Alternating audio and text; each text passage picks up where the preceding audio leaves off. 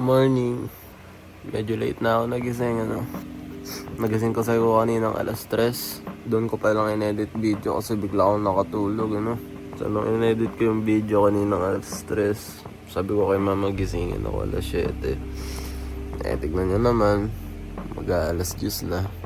Pero rest day po natin ngayon. So, wala akong masyadong gagawin. Ang gagawin ko lang actually is magbabasa ng Bible, Mamaya ko po gagawin yun, So, sa ngayon, papakita ko na lang kung ano yung ginagawa ko sa buong araw. In full detail, Kasi hindi nyo naman po nakikita yun usually, Ay ginagawa ko, Papakita ko sa inyo lahat in full detail, Ano yung ginagawa ko sa Sabado. So, sa ngayon, kakape muna ako. Black coffee, kasi fasting po ako. Yung fasting ko is from 12 to 6. So, that's 18 hours of fasting. So, ayun, Kape po muna ako. Bad news po, medyo masakit pa rin pa ako. Nagbalad po kasi siya kasi wala pong sapatos na nagbaboxing, Di ko po alam kung pwede mag-medyas, ganun. Medyo masakit po siya ngayon. Pero sana gumaling na kahit paano pag Tuesday, kasi Tuesday po, balik po akong boxing gym, So, yun. Turuan niyo muna magkape. Yeah.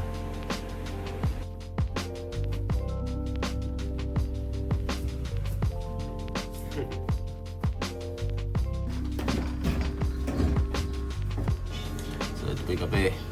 Ginagawa ko po dalawang konti lang na kutsarita. So, hindi buong kutsarita, masyado mapait. Tapos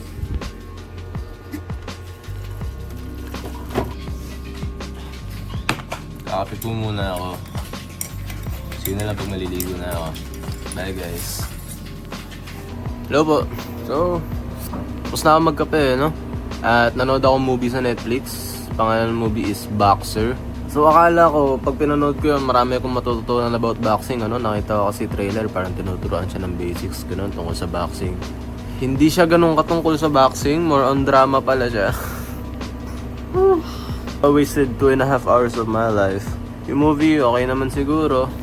Pero, sana nanonood na lang ako ibang boxing na kesa yun. Ay, sayang naman. Pero yun, maliligo muna ako. At yeah, pagkatapos ko maligo, tingnan lang natin kung ano pwede mong gawin sa oras ko,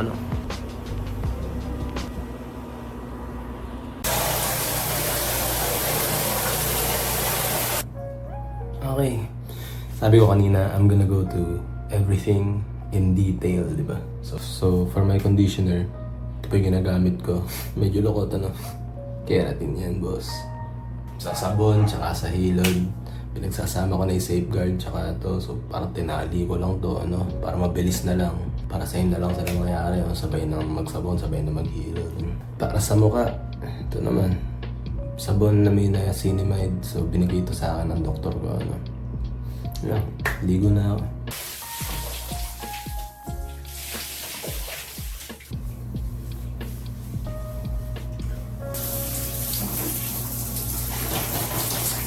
Oras na para mag-toothbrush.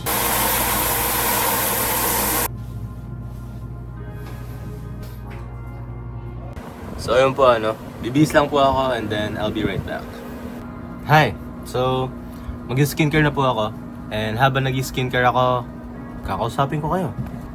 So after ko pala maligo, sinusuklay ko agad yung buhok ko kahit basa. Gumagamit ako ng brush. So, usap lang tayo. So, minsan nagtataka ako, paano ko ba nakaya yung 10 days straight na consistency? Alam ko hindi siya gano'n ka-impressive, pero first time po talaga sa akin maging ganito ka-consistent, So, I'm here to share my secrets, essentially. So, first of all, pinaka-useful na tool, pinaka-useful na tip na ibibigay ko po sa inyo, gumamit kayo ng ChatGPT. Magtataka, pang tamad yun, di ba? Pang mga yun, di ba? No. Yung gumawa po ng boxing schedule and gym schedule na sinusunod ko, ChatGPT. Yung gumawa po ng mga title ng last video ko, or yung idea kung paano yung magiging flow ng video ko, ChatGPT. Lahat po ng ginagawa ko ngayon, kaya nasusunod ko ChatGPT. And another one, be obligated to do it. No? That's tip number 2. Be obligated to do it. Parang obligasyon mo siya, no? Ito yung sekreto sasabihin ko sa inyo. Sabihin mo sa maraming tao na magla-lock in ka ngayon. So, pag nag-fail ka mag-lock in, mapapahiya ka sa kanila kasi hindi ka nag-lock in. Ano? Hindi mo sinunod, hindi mo pinatunayan yung salita mo. That's number 2. So, you gotta be obligated to do it, no? Tip number 3, i-motivate mo yung sarili mo. Sabi ko nga last video, do it tired, do it alone, do it scared, no? And I always do it tired, no? Kasi araw-araw po akong nasa eskwela, ano naman. And may ganito po ako, nilagay ko po yan sa ano, kaya tuwing gigising ako, ano, yun yung makikita ko. First day pa lang na gumagawa ako ng video, nilagay ko na dun yun. Kasi alam ko, sa sarili ko, natatama rin ako. Papaalala lagi sa akin nun na kailangan ko mag-video. So yun lang secret ko. Pinakamahalaga po talaga dun is clickbait yung title. Walang sekreto sa pagiging consistent. Gamitin mo lahat ng tools na nasa iyo, no? Sa mundo ngayon po, wala nang imposible. Hindi yan cliche, ano? Kahit napaka-cliche pakinggan, hindi yan cliche. Dati, kahit nga noong 2020 lang, may hirapan ka pa gumawa ng business, no? May hirapan ka pa sa ganun.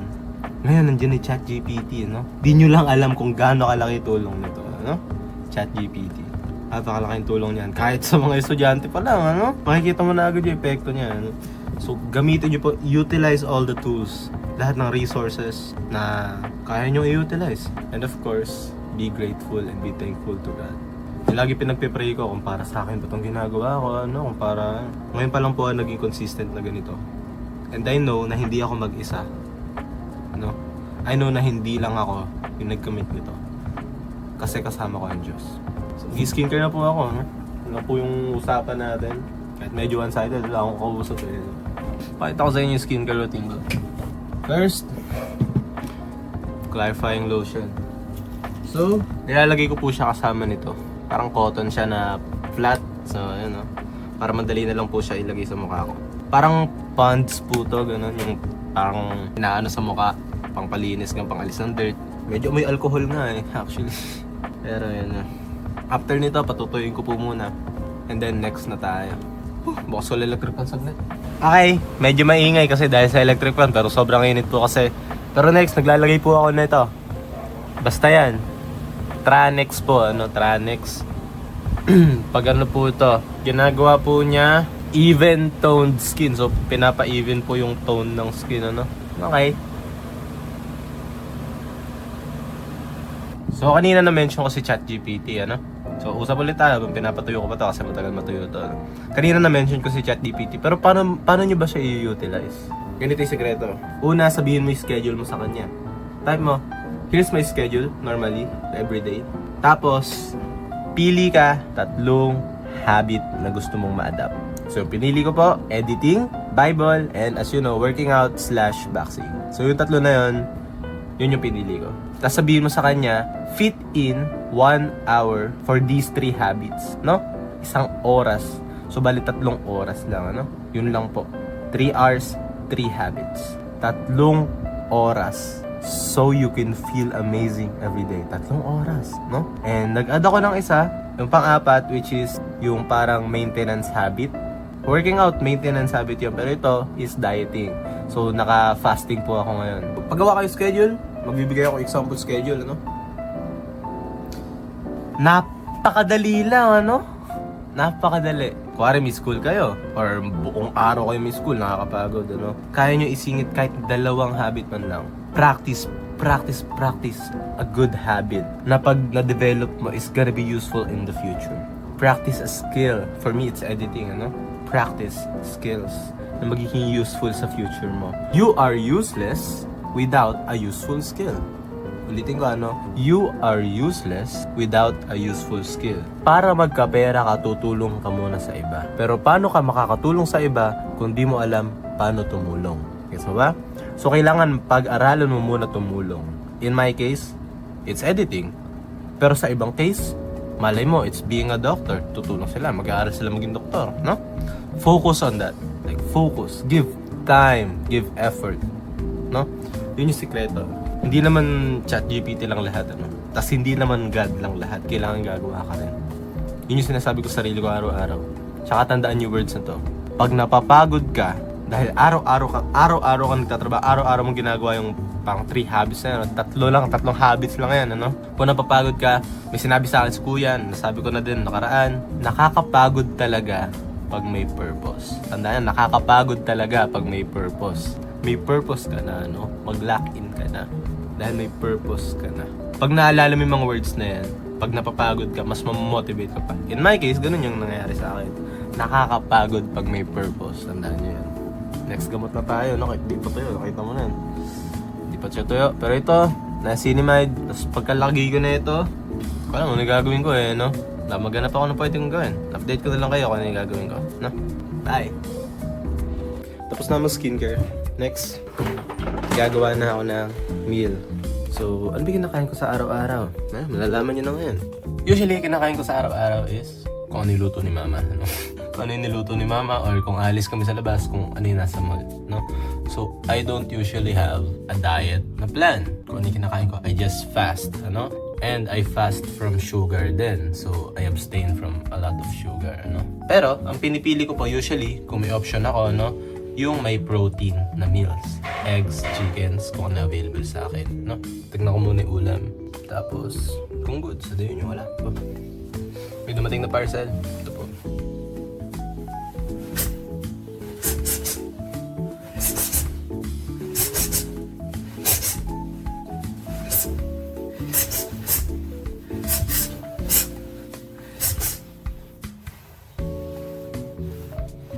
Ito po ang pagkain natin today. Yan po, Mang Tomas, no? Kain lang po ako. And update ko na lang kayo kung ano yung gagawin ko, no? Sa buong araw. And yun lang. Mamaya po, mga hapon, ay pupunta ako sa tropa ko, no? Birthday po ng tropa ko. Pupunta daw po kami sa go-kart, ano? Mag-go-kart po kami. So yun lang po. Update ko na lang kayo mamaya kung ano yung mangyayari. And see you. Yun, no? Nagayak na po ako. Birthday ng tropa ko, so pupunta muna kami sa go-kart, no? Pag-uwi ko, babasa akong Bible, tapos edit ko itong video na to. So, mag-video na lang po ako, so susunduin daw ako dito, no? Bibideo na lang po ako mamaya ng footage ng ginagawa namin sa Tarlac, gano'n. See you na lang guys, pag nandun na ako or nakasakay na ako. Bye!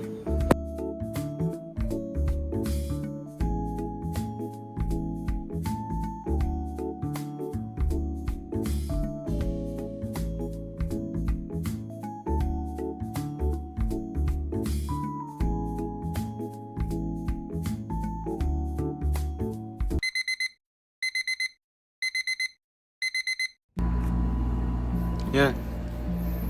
Nakauwi na po ako, ano? So, mag-aalauna na. Mukhang di po muna mapag-edit ngayon at di din po muna mapagbasa ng Bible. And mali ko po yun, ano, kasi hindi ako nagbasa kanina earlier. Kasi akala ko maaga po kami makakauwi. Pero tignan nyo naman, mag-aalauna na. Kakauwi ko lang. Not a problem, ano? We can always do better tomorrow. Pero, tomorrow po pupunta ako sa jowa ko. So baka umuwi po ako ng maaga, ganun, para magawa ko yung mga duties ko, no? So, para makapag-gym ako, kailangan umuwi ako kahit mga alas 6, ganun. Sabihin ko na lang po sa kanya, no? Kung late naman po ako makakauwi, babawi na lang ako sa pamamagitan ng home workout. So, push-ups, dips, ganun, home workout, no? So, yun po. Di po muna makapag-edit ngayon. Pero tatry ko pa rin po bumawi as always. Skincare na lang po ako, tapos matutulog. So, dito ko na lang po tatapusin yung video. And, dagdag pa doon, may isa pa akong ginawang mali. Nag-cheat po ako sa diet ko. Madami po ako nakain na junk food, fries, ganun, cake. Special occasion kasi eh. Pero, as I said, we can always do better tomorrow, no? So, di pa ako disappointed sa sarili ko because I have to enjoy life too. Hindi lang puro pwede naman po akong bumawi. Yun na lang yung motto ko, pwede tayong bumawi. Mag-skincare na lang ako, tapos matutulog na ako. So, tapusin ko na yung video dito. Maraming po salamat sa panonood, Sana kahit paano may napulot po kayo sa video na to. Kasi mostly, it's just me yapping and saying things na alam ko na gumana sa akin. Yun lang po guys. Thank you for watching. Bye bye.